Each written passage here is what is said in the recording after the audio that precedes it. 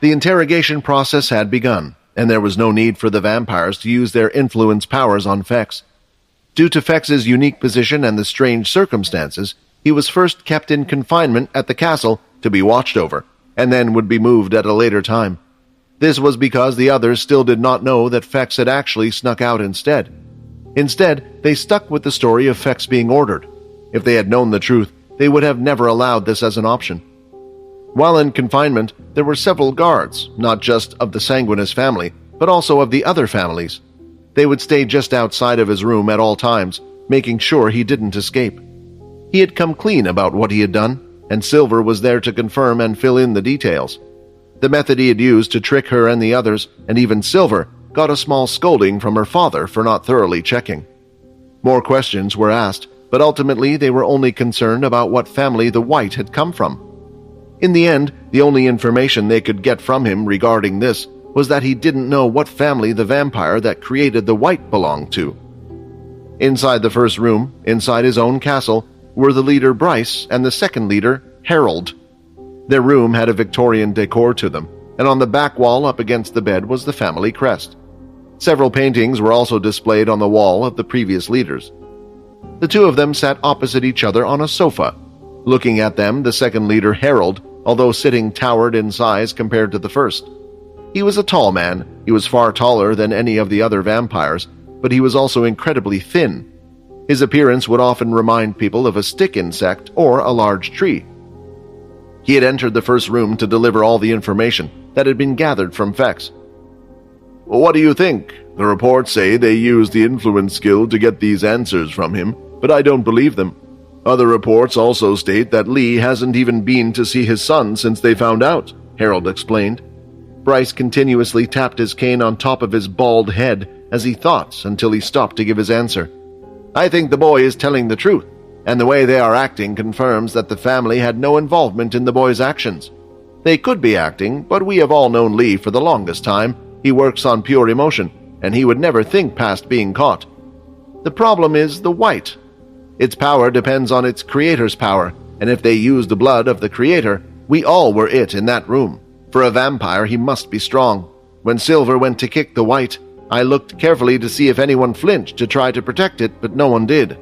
Of course, it could be something as simple as that the vampire isn't closely connected to the families at all. But I find it hard to believe that one so strong slipped through everyone's fingers during the pool process. What if the vampire wasn't from here?" "What do you mean, like an Earth agent? We have them all accounted for, and you know they belong to a mix of families.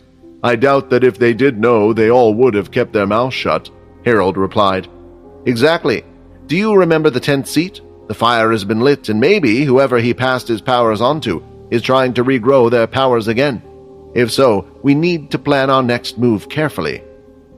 After a few days of confinement, they eventually made the decision that Fex should be treated like every other criminal that would be in the same situation. He should be placed in the underground dungeon behind bars with Peter until his trial was to take place. They explained that they had given him special treatment out of respect for Lee. However, Lee didn't try to object and allowed the decision to move forward. In the underground cellar, not a single person had gone to meet Fex so far. That was until his dear sister had arrived. Why did you do it? Why did you do it, brother?" Silver eventually managed to say, but it was hard for her to get the words out. "Sis," Fex said as he walked towards the bars and looked at his sister's face. Usually she carried an expressionless look, a look of iron while walking around the castle. But this face he was seeing now, he had only seen a few times when they were younger. "Please don't be sad, sis. I'm an idiot. You know I am. I never followed the rules, and this time I went just too far." "Lies," Silver said as she banged her hand against the black bars. "You would never hurt the family. You were meant to be the next leader." "It was a role that never suited me in the first place. It always suited you, but our family states our leader can never be a woman. I mean, what a load of crap that is. If I was to become the leader, the first thing I would do is get rid of that rule." He realized he was starting to trail off. It was always his way of dealing with things, never confronting the situation at hand. He could see that she was hurt, and she deserved to know the reason why. He was done joking around. "Did Father ask you to come here?" Fex asked. "No, he hasn't said a word about you to anyone. The only reason I was able to come to see you right now is that the council has a trial where a decision will be made." Fex went back to sit on his bed. He couldn't look at his sister's face any longer, and it was only crushing him more as he looked at her. He then started to think back to why he even did everything he had done in the first place. "I made a promise to him.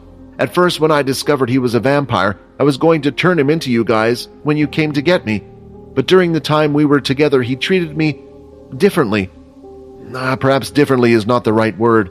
Even at school here, everyone knew me as the heir to the 13th seat. I got better treatment than everyone else during school. I scored higher on the exams. Sounds great, right? But in reality, it was a lonely life. I had no friends, our father was always busy, and I only had you to annoy. The only thing that got me through school at the time was our grandfather's stories about the earth. It gave me hope, a dream to work towards, and power through everything, knowing it would all be okay. When I got there, I realized it wasn't the items or the landscape that was different, but it was the people. There were a lot that acted and thought a lot like vampires, but there was a group of people who thought differently. They thought their way, and the vampire who was a part of the group treated me the same as everyone else. He saved my life, and in more ways than one. After that, we became blood brothers, my blood with his blood. No matter what, we had a bond, and I would do anything not to give him in." The heavy burden that was on Silver's heart seemed to lift. He didn't betray the family for some petty reason. He had made a deep promise, and his principles made him keep to that. She understood now and didn't hate him for his decision, but being blood brothers was a serious thing to promise. Even if one wasn't part of the family, it meant they would treat them like family. "Who is this vampire?" Silver asked. "And I know you don't know what family he belongs to, but who is he to cause you to go that far?" Fex thought about it for a while before answering. It was a difficult question for him. "He's a person who I truly think will be able to change the vampire world one day," Fex mumbled out, but Silver was able to hear it still. She couldn't help but chuckle. The vampires had stayed the same for thousands of years, and one person was meant to change, that who she had never seen or heard before. "I see you're laughing. Let me ask you, have you ever seen a regular vampire defeat a king-tier beast on its own before? And have you ever seen a vampire who wasn't at the noble level perform skills beyond? On top of that, all this strength seemed to be obtained in a matter of months." Suddenly, Silver wasn't laughing anymore as she realized what Fex was saying. But it couldn't be possible, right? At the same time, Fex had no reason to lie. "He learned skills that took me years to perfect in a day, and originally I was far stronger than him, but now I would be scared to even fight him. His growth in strength is at a monstrous level, and I imagine he's only sped it up even more. I can't wait to see what the others will do when they see him," Fex said with a smile on his face. But these last words, Silver worried. Inside the meeting room, the council had just finished their meeting, and a decision had been made. Bryce stood up to give his final announcements to everyone. "So it's decided, the wight known as Peter shall be kept in the dungeon until we find out which family he belongs to, since this is our only lead at the moment. As for Fex Sanguinus, he shall be punished for his crimes.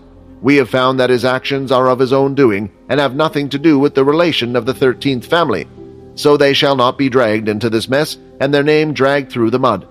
His status as a member of one of the 13 shall be stripped, meaning he no longer belongs to any of the 13 families. However, as a non-member of any of the 13 families, he can receive the standard punishment for these types of crimes. The date has been decided, and Fex will be punished by death." In an unknown metallic large room, sitting at a table were 4 people.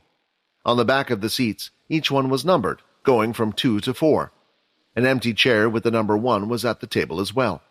This was a meeting between the founders of Pure, the top ranked in the whole base. Number 2, a black muscle male with sunglasses covering his eyes, was the meeting organizer today, and was there to inform everyone of some important news.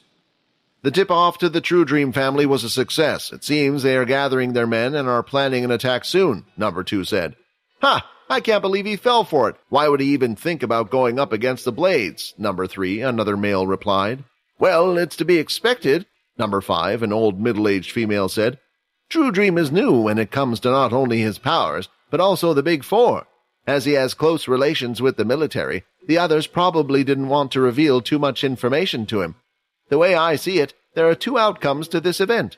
Either the True Dream family will no longer exist, or the True Dream family loose the war. with a chunk of the blade's power taken away.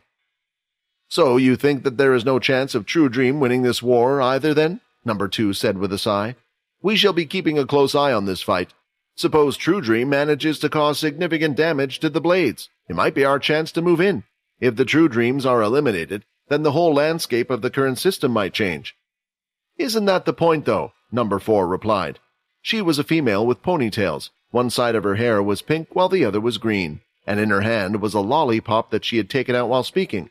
"I mean, the blades are doing our job for us." "Maybe," Number 2 replied, "but I think it's too soon. We never planned to kill True Dream but use him. He could be our answer to taking everyone's powers away, but with him, or the power into the blade's hand, it might not be for the best of the human race." The sound of swords and weapons rattling against each other was heard throughout the hall. Observing all of them was Agent 15, James. He always had his large rusty sword on his back, where the guard was as wide as his shoulders. Whenever one would look at the weapon, one could only imagine what beast he needed to defeat to obtain such a grand thing. Although his eye should have been looking at all the sparring sessions going on, he was focused on a particular individual who hadn't been at the base for too long, Erin. Erin carried her long sword with a blue base and hilt, while her opponent, a short-haired male with glasses, used 2 small dual blades that were slightly curved. The 2 of them were sweating and had been going at it for a while now. For the last few days they had sparred with each other without a winner being chosen. Usually, one would spar with their practice partner, and after he dropped their weapon or admitted defeat, they would move on to a new partner. But with these 2, there still had been no winner. The session would always end, but James couldn't let the lesson continue with many other things yet to be learned. The amazing thing was Erin's learning speed with the sword. He had shown her a few simple techniques, and it seemed she had been concentrating well in classes, picking up things at an amazing speed. In every sparring session so far, she would implement the things she had been taught, defeating her opponents one by one. At first, she had a few losses and wins, but before meeting this student, she had been on a complete winning streak as if something clicked in her head. Right, now she was against Bart, the second-best pupil, and it hadn't been long. Erin looked carefully and waited for her opponent to strike first. "When I first got here, it was a little hard. I didn't realize how much I relied on my ability. If I couldn't make up for it with my sportsmanship, then my ability would be able to cover me. But after learning from James, I can feel I'm getting better and stronger." But the opponent in front of her was strong. The usual things that had been taught to her, he knew too. She couldn't overpower him with strength, and their stamina was at the same level, so she couldn't rely on tiring him out either. "Should I try something new? I might lose if it doesn't work out, but it's the only chance I got." Using both hands, she gripped her long sword tightly and moved in. What is she up to? James thought, as he watched the fight continue and noticed movements different from before. Rather than rushing straight forward, she started to jump immediately, as one foot would hit the floor, bouncing from side to side. It almost looked like a type of dance. The student carefully observed her with his eyes, waiting for her to strike. It didn't matter how she ran towards him. It would all be the same to him. Then, when Erin was in range, her foot touched the ground. She kicked off using all her strength and spun her body holding the sword. It caused an unusual striking pattern from below, but the student could block it with both of his blades. However, the rotation of the spin and power from jumping off her leg made the attack stronger than usual, and the only thing he could do was deflect the attack, barely. His whole body swung to the side from the weight of the attack. As Erin spun upward in the air, like a bird flying, it seemed like she would remain upward forever. She lifted the sword above and swung it down elegantly, stopping just before the student's head. "What was that? I didn't teach her that," James said. "It looked like a type of dance." Taking her blade away from the student, she clicked her tongue and turned away in disappointment. "Still not good enough. It still doesn't feel right." What Erin had attempted to do was one of the swordsmanship moves that Fex had shown her while she was being used as a puppet. Every day she continued to practice those motions, hoping to get the same feeling, but it never did happen. It was hard for her to try to replicate such smooth actions, having only experienced them once. "Excellent," James said as he started clapping. "You two come over here," he said, shouting across the room. Both, Bart with glasses and Erin, walked over to James off to the side while the rest of the students continued to practice. I just witnessed what you both did and have been watching you both fight for the last few days. Bart, don't be upset. You have remained my best student for the longest time, but there is still room for you to improve, and I think you learned that today. While, Aaron, I never knew you had learned swordsmanship before coming here. You always seem to use the skills I taught so far. Do you have a teacher? James asked. Aaron started to think back about what to say. At one point, she did have a teacher from her family, but that was a long time ago, and she didn't think he was referring to those skills. It's a family secret, and I hope to keep it with me if that's okay, Aaron lied, hoping he wouldn't question her further after her reply. Never mind, I was just curious, said James. The reason why I have called you here is that I want to nominate you two for the agent's exam. You mean there's been an opening in the top 100? Bart said excitedly. Yes, not just one, but two. They have asked all the teachers to select their best two students, which is why I have called both of you here today, James explained. This is a good opportunity for you both. If you are selected as a numbered agent, you will be able to leave the base. We will assign you a mission on one of the planets or even at one of the military bases. Prove your worth, and maybe one day you will be in the same position as I am. Aaron had learned quite a bit while staying at the base about the ranking system. The agents in the top 100 rarely dropped out of rank. They often switched positions with each other, but this was the first time they were looking for someone from the hundreds to become a numbered. Does this mean two of the agents from the numbered were... Aaron asked. Looking at Aaron's face and her determined look, James thought she deserved to know the truth. She had earned it after how hard she had been working. I'm not really meant to tell you this, but it's not a secret either. But since it revolves around you, I think you should know. The truth is, we don't know what's happened to him, but one of them was Agent 100, Layla, the person who recommended you to us. She's no longer responding to our calls. Hearing this news was devastating to Aaron, and she was starting to fear the worst. What happened to you, Layla? It was early morning, and it was finally time for school to start up again. The students would be attending their final term and preparing for the exams ahead before enjoying their summer break. This meant the teachers no longer had much to do, and this included General Nathan, who was in charge of the first-year students. He was in a chirpy mood as he entered the office, with a hop in each step and whistling a tune. Usually Mondays would be the worst for most people, but it was the start of something new for him. Although their military base had failed at securing the first position and becoming winners of the base event, they had been praised for at least not coming in last. Not only that, but Oscar, the Supreme Commander, had complimented them for how much improvement they had compared to the previous year. He stated he would be coming over the summer when the students weren't present to congratulate everyone. There were still problems between True Dream and Duke and Paul, but that was something Nathan didn't care to get involved in. The head general could take care of that, as it was above his pay grade. Besides, it seemed like True Dream had stopped making requests from the second base, as he was busy preparing for something else. Finally, no problems, no drama, I can just relax, Nathan said as he went to sit down at his desk. That's when he noticed something strange, a white envelope. This was rare in this day and age, where anyone could just send someone a message in an instant. Even if they didn't want to, they could always send you a message later. So, he was curious about the contents of the letter. As Nathan quickly opened the letter, he realized there wasn't much on it. Dear Nathan, I am leaving the military base for good. From Leo. Huh? Nathan thought, as he must have missed something. He reread the few lines again and again until reality hit him. What? He shouted.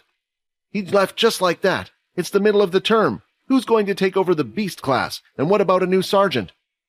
Nathan immediately sat down and started to press his 2 fingers on his forehead, as he could feel a slight headache coming on. Well, we did put that condition that he could leave whenever he wanted, but I thought he would have had at least informed us. What about common courtesy? However, he couldn't stay mad for long. Leo had helped him in many situations during his short stay here, and it was a person even he looked up to. You are a great man, Leo. Because of you, there were times when the Duke and the others chose to do something different. Wherever you are, I hope you are doing well, Nathan said with a smile, before quickly cursing at him for giving him more work on his relaxing day off. On planet Lintarnia, it was a peaceful day just like any over. The long grass was healthy and green, and the Blue River was flowing nicely next to the quiet shelter. After leaving the military base, Leo had gathered all of his things and made his move here. I'm finally back, Leo said after coming through the portal. The portal had dropped him in the center of the shelter, and all his belongings came through with him, were left at the side. Leaving them there, he set off. While walking through the shelter, people looked at Leo strangely, for they could tell he was blind due to his strange eyes. Yet somehow he was walking fine. The shelter didn't often get visitors, not ones that would stand out as much as Leo, so they all paid quite a bit of attention to him. While walking through the shelter heading for a particular destination, Leo started to think about the changes his body was experiencing. His ability was being restored to what it once was at an incredibly fast rate. He had done it once before, and the second time around was even easier. He noticed and could feel all the changes in his body since that day. While practicing his swordsmanship, it was harder for him to tire out and feel exhausted, and even walking through crowds of people now, he could tell each person was different through their scent, like a dog. He was thankful to Quinn. He had given him the ring, allowing him to walk in daylight, just to see how it would affect him. Leo had taken the ring off while outside. The effects were instant, and it hit like a bomb. It wasn't what he had expected at all. If it wasn't for the ring, he wouldn't have even dared walk out during the day. Being that weak wasn't a good idea. He had also learned to perform a few blood abilities, but he wouldn't use them again after testing them out once. This was because of Quinn's warning, as well as what he could feel through his own body. His hunger and his life force were leaving him. Not only that, but through his ability, he could see it as well. He hadn't been long, but he was experiencing small parts of hunger now and then. But it wasn't to the point where he needed to do something about it. Not yet, anyway. This wasn't a huge worry. Obtaining blood may sound difficult at first, but with him being who he was, he didn't think it would be difficult, especially in a shelter with a population of 20 or so thousand people. While thinking about these things, he had finally reached his destination. He stood outside what looked like a sizable-styled dojo. There were 2 giant red doors and a wall surrounding the whole place. It was sparkly clean, with a white finish, and there weren't many buildings around it at all, as if it was an abandoned place.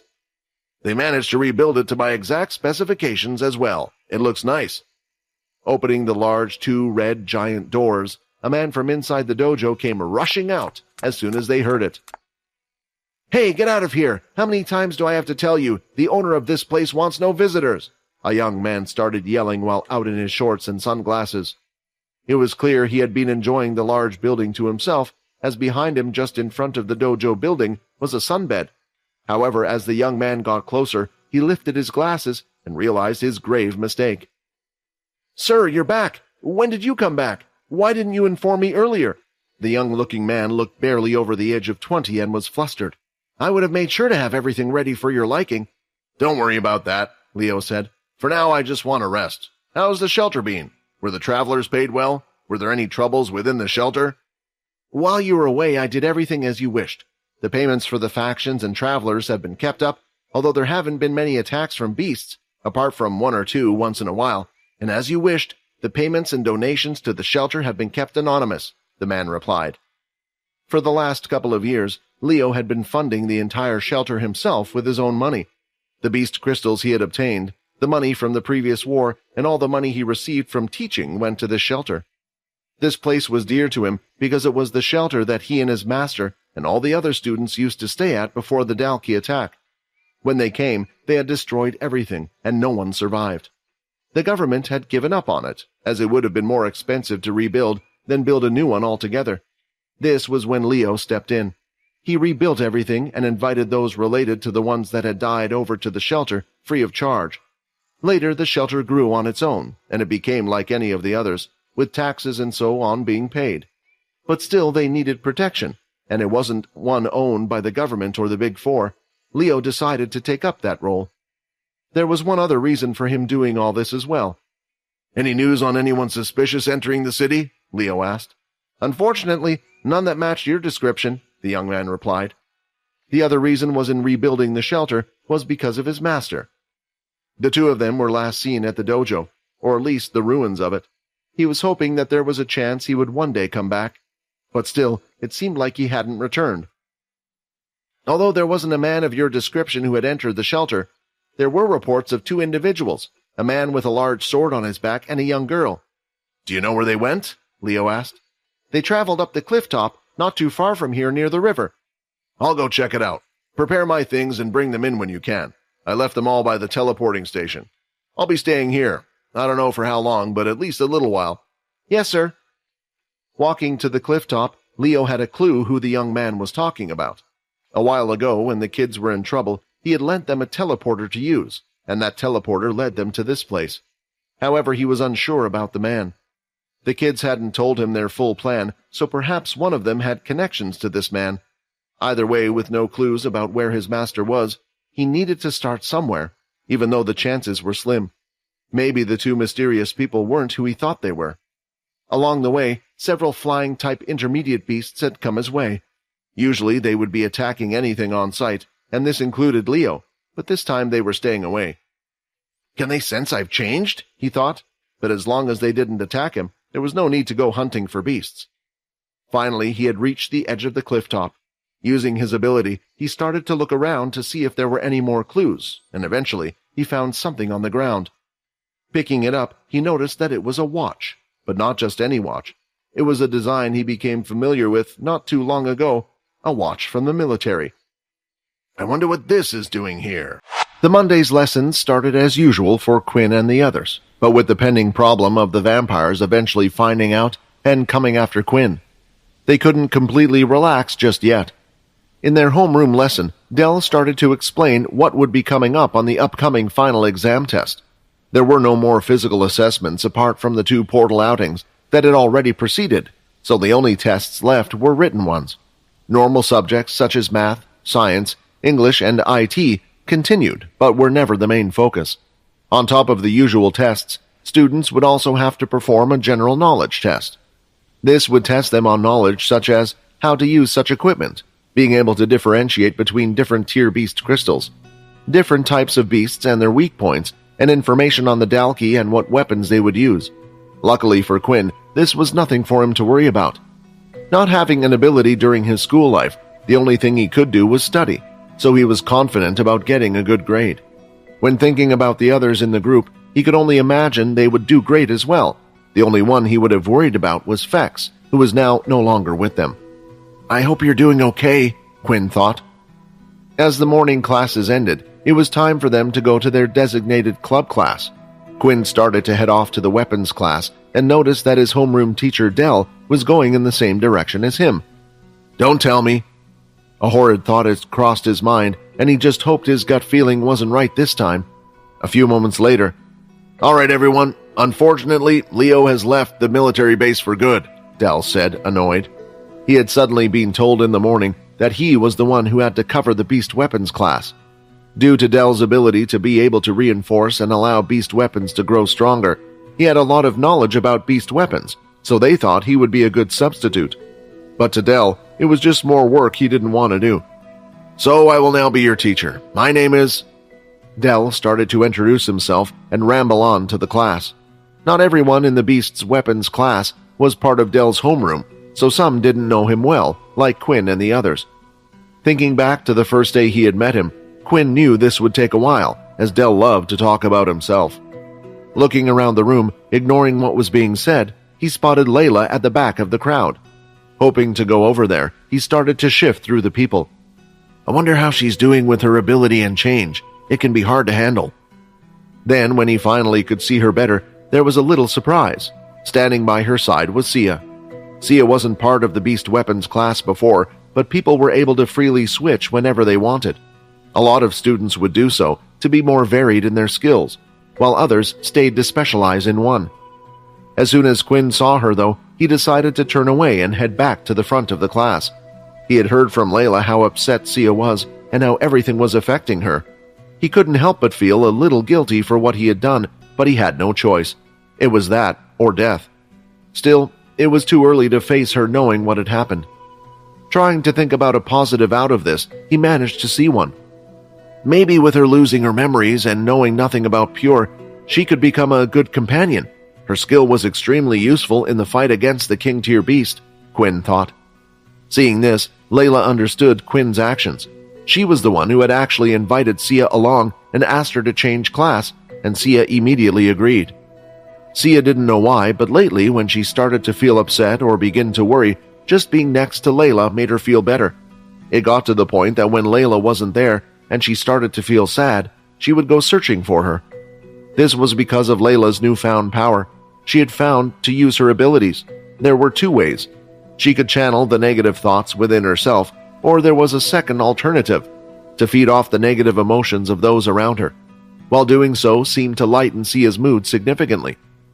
Layla felt a little guilty, as in reality, she wanted to keep Sia around so she could have a type of leeching effect. If she ever needed to use her powers, she could do so as long as she was there. And seeing her cheer up a little made her feel less bad about the whole thing. However, Layla was unaware of the addictive effect this was having. "Okay, with self-introductions over, what was Leo teaching you guys before the event?" Dell asked. A student raised their hand slightly and answered, "We were focusing on combat skills when we didn't have our beast weapons, sir." "Useless. What's the point of that?" Dell said. "Do you think you're going to be able to tear through a Dalki skin using your bare hands? The only good thing hand-to-hand combat is used for is fighting against other humans. If you want to practice that stuff, then fine." The students started to nod in agreement. Some of them initially thought it was useless and why they were doing it. Still, there was also the other camp, and these comments angered Quinn a little. It was as if Dell was trying to talk down about Leo while he wasn't there. Dell had purposely misled them by not telling them the full story. Leo had explained that beast armor at a higher level can enhance the user's natural strength. If one was to lose their weapon, or it would break in a fight, knowing such skills could be a matter of life and death. It had also helped Quinn much in learning the Crescent Blood Kick, one of the most powerful skills in his arsenal. "I can see you aren't all convinced," Dell said, looking at Quinn's scrunched-up face. "Why don't one of you come up here and try to use the martial arts you learned on me?" A girl student raised her hand and volunteered. She went up to the stage, and Dell told her to remove her beast gear, while he would only use his large shield that covered his whole body. "Come attack me," Dell said. "Let's see how useful your martial arts skills are." The girl came forward and started to perform kicks to the side, from above, and would try to mix in a few feints, but Dell blocked them all with his shield. Quinn thought the whole demonstration was pointless. Dell was a teacher who should have had more experience and skill in the first place. Not only that, the shield was as big as him, and the only thing Dell needed to do was shift the shield slightly from one side to the other. If there was more than one opponent, his demonstration would be pointless. After the girl had given up, a few more students started to come on stage, and Dell would continuously block all their attacks, punches, and kicks. This continued for a while, and the students were starting to grow bored. "Are we going to do this for the whole lesson?" "I think he just wants to show off." "What? That he can beat a bunch of kids?" "See, as I said, your martial arts is useless," said Dell, "so we should learn how to use them properly. Leo, first he wasted my time, and now I find out he's been wasting the students' time as well. He even got paid more than me, and he got promoted straight to sergeant." As Dell went off on his tangent, all the students could hear him clearly, as he wasn't speaking quietly. It was clear that there was jealousy involved in this, and the students were starting to think that Dell was a bit unprofessional. But he was a teacher, and most of the kids did want to learn more about beast weapons themselves rather than the martial arts, so most of them let it go. Apart from the student, hearing Leo's name mentioned again had finally made him give in. "Do you mind if I have a go, sir?" Dell's rambling had stopped, and when he looked down, he noticed that it was one of his students, Quinn. "Oh, Quinn. I suppose he thinks he's a big shot now after that whole fighting event. His skills were good, and he was fast, but that was all because of the beast gear you were wearing. You will be the perfect person to prove my point." "Of course you can, Quinn, but do remember, no beast gear allowed. You have to rely on your own martial arts skills," Dell said sarcastically, trying to hammer to point to everyone else. "That's fine, I won't use any equipment," Quinn replied, walking onto the stage. "Dell, I wanted to do this to you for a long time," Quinn thought. As the students saw Quinn walking up to the stage, they couldn't help but wonder, what was he thinking? He had done well in the fighting tournament, and his fame around the school had grown. There probably wasn't a single student who now didn't know his name due to what had happened. However, there were some key differences between the tournament and fighting now. Quinn didn't have any of his beast equipment on. People had theorized that the equipment used on the day of the event had to be at the advanced level or higher. This was the only explanation they could come up with as to how Quinn was able to move so fast and why his attacks were so powerful. After all, he had defeated the multipliers clones in one strike, something that hadn't happened before Quinn's fight. The rumors were that in exchange for selling the ability book to the original family, he had received credits in return, and this was how he was able to purchase such equipment. Of course, Quinn's equipment on the day wasn't all the king tier or advanced level. At the time, he was simply using intermediate tier equipment. The speed and power he displayed were down to him. The other difference was, in the beast class, most of the time they weren't allowed to use their abilities, especially as first-year students, and right now, it was the case as well. They could only guess that the reason the multiplier was defeated was due to Quinn's ability. When the dome was created and the words spoken by the multiplier, hands. The hands that were used at the event couldn't be used here, so the students didn't have much hope for him successfully hitting Dell, although many of them wanted to see Dell lose after his arrogant act. A large smile appeared on Dell's face while looking at Quinn standing opposite him. Both of them were having similar thoughts about each other. "Come on, let's get started," Dell said. Quinn moved in, but not as fast as he did at the tournament. Too many people were watching, so he couldn't use his full speed. If he could, the match wouldn't have lasted long at all, but if his attack was going to be blocked anyway, he could rely on his strength. As he got in range, he drew back his fist and threw it out. No special techniques were used, and to everyone, it just looked like a regular punch coming from below. The shield was placed in the perfect position so Quinn's fist would hit the center, and the sound of a fist hitting the shield was heard throughout. The students started to look away as they imagined the pain Quinn must have been feeling right now. When one would see their fist was going to be blocked by a shield, they would usually draw back their power or not attack at all for fear of hurting themselves. But Quinn didn't one bit. When he moved his hand to perform another punch, a bloody mark could be seen left on the shield. Dell quickly moved the shield in place again, blocking the attack from his right side, and again, a large sound was heard. "Inspect. Intermediate tier, currently advanced tier. Durability 96%. The shield was stronger than Quinn thought. It was at the intermediate tier level, but he never thought Dell would be so shameless to be using his ability to strengthen his shield. Even with his full strength behind his attacks, it was only damaging the shield by 2%. With his bloody hands, Quinn continued to punch the shield at full strength, and Dell blocked each one, with a smirk behind it, unaware that his favorite weapon was slowly starting to crumble away. Durability 60%. Eventually, Quinn had stopped. Any further than this, and cracks might start appearing in the shield, and Dell and the students would get suspicious. "You want to stop?" Dell said, looking at his bloody hands. "What a stubborn child. All you did was give my shield a new paint job." Quinn was done playing around, and it was time to finish the fight. "If you are using your ability, then I'll use mine," Quinn said. Seeing Quinn was throwing a hook to the right side of his head, Dell moved his shield to his side in a position to block the punch. He was then waiting for the usual clang to be heard before predicting the next blow. But the clang never came. Instead, a fist was coming right for his face. "What? I was sure I saw him throw a hook to the right." It was too late.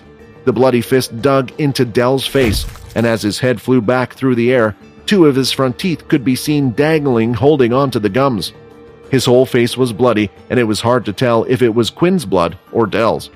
A clanging sound was heard as the shield had dropped to the floor, and soon after, Dell did as well. "Hey, the teacher, he's not getting up." "Does this mean the class is over?" "Not just that, Quinn hit a teacher. Won't he get in trouble for this?" "I don't know. It was the whole part of the exercise, right?" "What I don't understand is, Dell was blocking perfectly up to that point, and it was clear a punch was being thrown straight at him, so why did he move the shield to the side?" Only Quinn knew the answer to this. People like Dell had weak minds, and Quinn was confident of that. Before throwing out his last punch, he had looked Dell in the eye and performed a phantom punch to the right side before delivering the real punch to his face. The students waited for Dell to come to before doing anything, and when he finally did, of course, Dell was furious. "Get that cursed child out of here!" Dell shouted, although the words sounded a little strange due to his front two teeth being removed. Ha was kicked out of the class and had to go see Nate. Later on, an investigation was called, but no punishment was received for Quinn.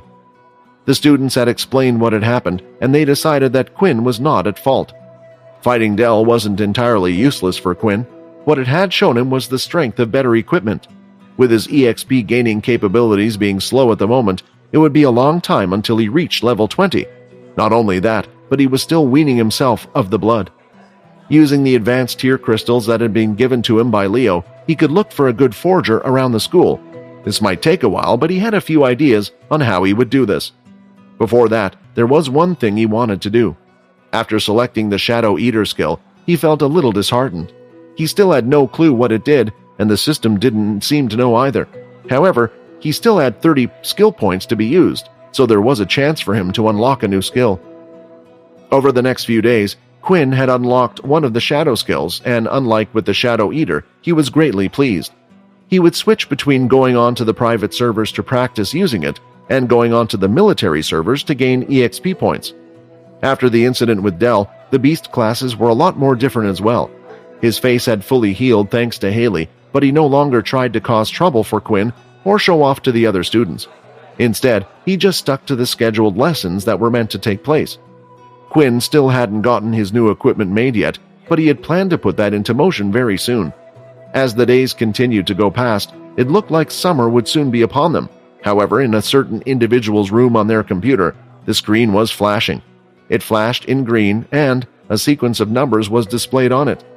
The portal device in Logan's room had finally been unlocked. Her mind was split on figuring out what to do, but now it was already too late.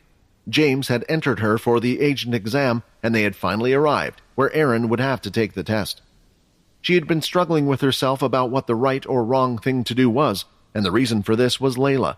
At some point, she was hoping Layla would eventually return to the Pure Base, where she was hoping she would have the answers to the many questions Erin faced while being here. Some things didn't quite make sense to her. She had taken note to not do anything serious and comply for now, while looking at what was happening to her surroundings. She found that other students had the same questions as her, and those that did and brought it up, or expressed their wish to leave Pure, would be taken away and had come back a few days later, no longer having those questions in their minds. It was a facade. They told everyone they were free to leave when they wanted, but if they tried, they would be re-educated and always come back. But ultimately, most people at Pure were like her. They had no place to go, and Pure had become their home, their safe place where they knew they could survive. It felt like they had a debt to be owed. If they are fighting for freedom and equality, why are they so intent on keeping us all inside, locked away? I'd rather be out there doing what I want in danger of others than stay here. At least that's my own decision. Erin did not feel the same way as the others. Now that she knew Layla had broken off communication with Pure, there must have been a reason for it. Did something happen to her? This was where her dilemma kicked in. The only people that were allowed to leave the Pure base were agents. Numbered agents were those who worked outside of the base. The others would only be called upon when a big operation was taking place. And with not knowing where she was or how to get out of the base, it seemed like becoming an agent was her only way of finding out what was happening on the outside. Knowing that she was unable to get her way out by complaining or asking, she worked hard to learn what she could from them. The test had started, and right now she was sitting at a single desk in a room with 8 other people, including Bart, who she had a tough time sparring with the other day. The exam had started with a bunch of multiple-choice questions. There were answers she wanted to put down and the answers they wanted, but she continued putting on her facade of being obedient. In the next test, several objects were placed in front of them, some of them Erin recognized from the military academy. They were to assemble and reassemble the components of equipment, removing any trackers, recorders, and so on. While putting them back together, they would be scored based on time and how well the piece looked when being placed back together. After that test, there was another, a recording played. The recording had several conversations going on at once. After the recording was finished, questions would be asked about a specific discussion. It was hard as they needed to listen to all of the conversation going on at the same time, and only extract the useful information. With everything complete, it seemed like the test was over. Erin thought she had done pretty well, as she was most of the time the first one to finish out of the lot. She tried her hardest at each one of the tasks, and the others watching noticed it too. Inside the room there was a female examiner, and watching at the back were 4 high-numbered teachers. This includes James, number 15, then the other teachers 16, 17, and 18. They too had noticed how determined and focused Erin looked while completing her tasks, and they saw this as a hunger to go up in their society. However, although she was determined to become a number, it wasn't for the reason they thought. Okay, so with that, the first part of the test is done. We will reveal your scores at the end of the test. If you could, please follow your teachers and me to the next room. They followed the examiner around the strange metallic base. She had yet to see a single window in the whole building, making it hard for her to tell where they were. Eventually, they entered a strange-looking square room. The room was large, but what was odd about it was the flooring. Around the edges of the room, the flooring was standard, but towards the center, there were strange, small holes in a square section of the floor. The square areas were 1 square meter in size. "This is the next part of your exam," the examiner said as she pressed a button on her remote control. As soon as the button was pressed, from the holes behind her, flames erupted into the air like little jets before quickly going back down. On each of the square pieces, the fire would erupt for a second before diminishing again. This wouldn't happen on all of the tiles at the same time. However, it seemed like the pattern of where and when the flames would erupt was random. "The goal is to get to the other side of the room safely. All 8 of you will be going at the same time. You are free to sabotage and hit the other person as to stop them from crossing. Still, do bear in mind, you will have more important things to worry about." As the female examiner said that, the tile directly behind her erupted into flames before going back down once again. "This is crazy," Aaron thought, and it looked like the other students thought the same thing as they looked at each other. If they were in the military academy, Aaron wouldn't be worried so much. The flame from the tiles would have been painful, but with the doctor there using her ability, they would have been healed. But here, in the Pure base, they had no doctor that had a healing ability. It was very rare for Pure members to even have an ability. All they had was a standard doctor, and at best, he could cool down the burns, but one would be covered in burn markings until they could leave this place. Seeing the concerned look on the others' faces, the examiner felt like she needed to mention something. "Do remember, you do not have to partake in the assessment. We still have your scores from the exams before, and because you do take this, does not mean one will make it to the other side successfully." The other students started to look at each other until eventually one of them raised their hand. "I'm sorry, but I can't do it. I would like to drop out of this part of the exam," the student said. "Very well," the examiner replied. After the first student had dropped out, many followed. It was expected. The flames continued to go off behind the examiner. Aaron tried to find a pattern of which tiles to jump on at the right time, but couldn't find one. It was simply too dangerous. The only ones that hadn't replied yet were both Aaron and Bart. Looking at the tiles one more time, Aaron thought there was a chance her reactions would be fast enough, and maybe she could do it. It was risky, but she wanted to get out of here. "I'll do it," Aaron said. Soon after Aaron declared that she would take part, Bart's mind was made up as well. "I'll do it as well." Bart looked at Aaron. "I can't have you beat me again." The examiner then walked up to the 2 students with a smile on her face and placed her hand on both of their shoulders. "Well, it looks like we have our 2 agents. Congratulations. You passed and have successfully become a numbered." "What?" another student shouted from the side. "What do you mean?" "As I said, these 2 passed the test," the examiner replied. "The most important thing for a numbered agent is courage. There will be times when we ask you to do things you aren't comfortable with out on the field, perhaps far worse than this. We need people who are willing." "So you're saying you were never going to make us do this in the first place?" the student complained again. The others continued to moan and groan, but knew it was pointless. They had already made their decision. However, Aaron felt like the words spoken by the examiner were not truthful at all. If they never intended for people to take the test, then why was the room built in the first place? And if they had all said yes to taking the test, would they have made them not take it? It seemed like a convenient outcome had come to them at the time. When the 2 agents selected, a few days passed, and eventually, both Aaron and Bart were awarded their numbers. Aaron was given the number Agent 99, while Bart was given Agent 100. They were now in the middle of a briefing in a small office space. The person speaking to them was the same examiner as before.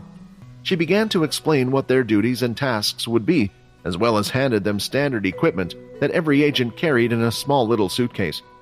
"Now that everything had been explained to both of you, it's time to tell you where you will be based," said the examiner. "Now this may or may not be your permanent post, and agents can be told to move at any time, and there will be times where we call you back to the base. So please, remember to keep in contact at all times. First, Agent 100. You will be traveling to the planet Holden. You will be going with Agent 17 for the first month. They will help you with your tasks and explain what to do. Shortly after, you will be left to your own devices, but there will be a weekly report due, as well as a monthly checkup from a higher number until a year has passed." This was finally Erin's time to go outside. Unlike Layla, she wouldn't be posted at a military school.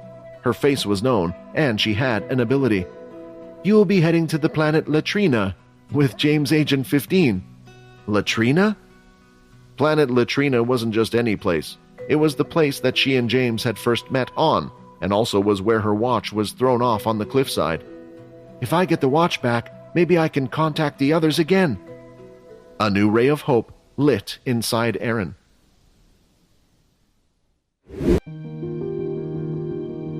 Hi, Quinn here. Wondering what happens next? If you want to jump the queue and unleash all episodes, click on the link here and install the Pocket FM app.